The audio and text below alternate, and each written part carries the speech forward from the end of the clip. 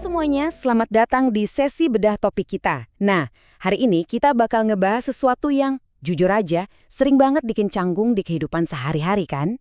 Yup, urusan pinjam-meminjam uang sama teman. Kita semua pasti setuju lah ya kalau topik ini lumayan sensitif. Tapi ini penting banget buat dibongkar, supaya kita nggak terus-terusan jadi korban perasaan dan pastinya ngelindungin dompet kita sendiri. Pernah nggak sih kalian ngalamin ini? Teman baik datang, pasang muka super melas buat minjem duit. Pas giliran ditagih, malah dia yang ngamuk-ngamuk. Wah, ironis banget kan? Ibaratnya nih, kita yang bantu, kita juga yang kena damprat. Apalagi di zaman sekarang, lagi marak banget kan isu jebakan pinjol atau judi online, jadi skenario kayak gini makin sering kejadian. Kalau kalian ngerasa frustrasi, trust me, perasaan kalian itu valid banget. Dan makanya, pembahasan kita hari ini benar-benar krusial. Oke, sebelum kita ngebahas lebih jauh tentang siapa aja yang harus dihindari, kita bahas dulu nih cara ampuh buat bikin batasan. Ini solusi yang simple tapi game changer banget buat ngelindungin ketenangan batin kalian dari drama utang. Kenalin aturan emas 10%. Maksudnya gimana tuh?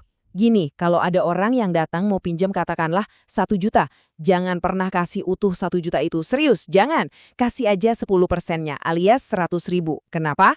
Karena kemungkinan besar uang itu emang nggak akan balik. Anggap aja uang itu hilang, kita ikhlasin dari awal. Jadi kalian nggak perlu repot-repot atau pusing ngarepin uangnya balik lagi. Nah, buat nerapin aturan tadi, kalian butuh sedikit ketegasan. Coba deh mulai pakai kalimat sakti ini. Nih, gue cuma ada 100. Lu mau ambil atau enggak? Pilihan lu cuma ini. Kedengarannya agak kasar ya? Mungkin. Tapi percaya deh, ketegasan kayak gini tuh justru yang kalian butuhin.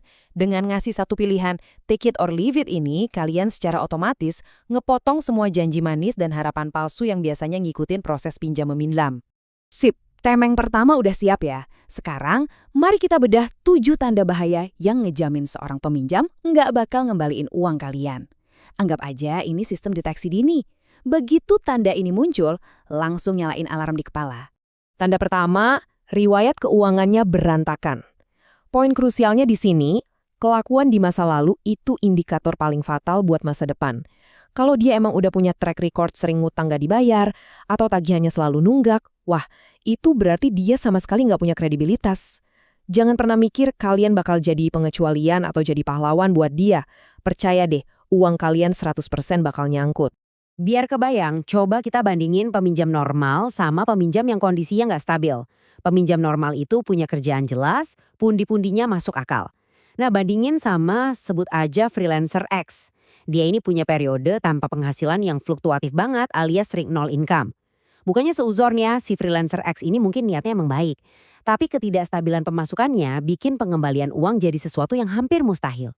Realistis saja, niat baik doang nggak cukup buat bayar utang kalau nggak ada kepastian pendapatan.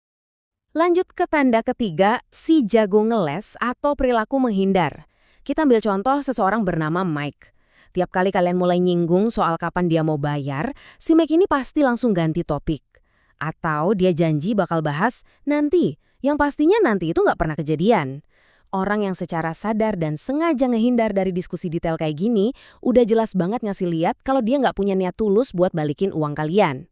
Tanda keempat ini sering banget menjebak permintaan pinjaman yang sama sekali nggak realistis. Kadang mereka minta jumlah yang super besar, tapi urgensinya itu samar-samar banget. Alasan klasiknya pasti dikeluarin, kayak buat bayar kosan lah, atau ibunya lagi sakit. Hati-hati ya kalau permintaannya kedengaran mencurigakan, nggak masuk akal, dan nggak ada skema pengembalian yang jelas. Ini sih udah copy paste banget sama modusnya penipu. Kalau kerasa kayak jebakan, yap, itu emang jebakan. Ini red flag yang super besar. Nah, kita masuk ke tanda kelima yang berpusat di kebohongan paling legendaris dalam sejarah pertemanan. Jebakan, nanti aku bayar. Ini tanda bahaya mutlak loh yang nunjukin nggak adanya rencana. Gini bedanya niat yang tulus sama janji kosong. Orang yang tulus pasti ngasih tanggal bayar yang spesifik dan ada bukti kalau dia emang mampu bayar nanti. Sebaliknya, mari kita lihat si Sarah.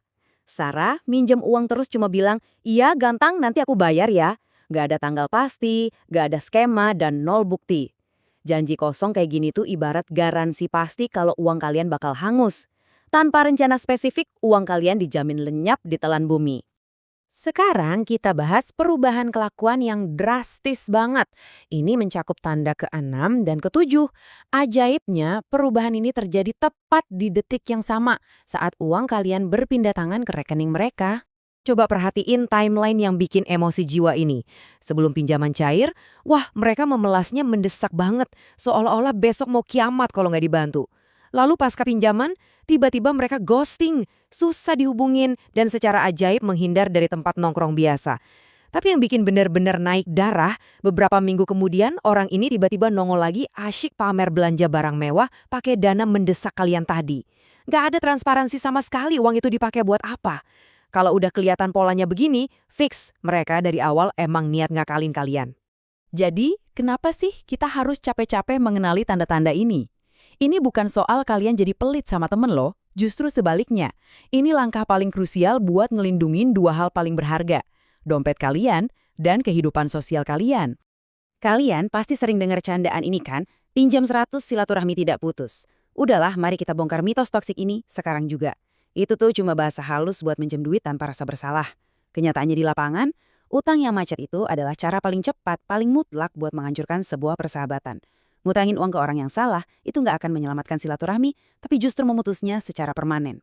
Sebagai penutup, saya mau ninggalin satu pertanyaan provokatif buat kalian renungin. Kalau hari ini aja dia nggak bisa ngasih rencana pembayaran yang jelas ke kalian, apakah dia benar-benar teman yang layak kalian biayai besok? Jawabannya ada di tangan kalian. Tapi ingat satu hal ya, teman yang beneran berniat balik nggak akan pernah ngebiarin kalian was-was dalam ketidakpastian.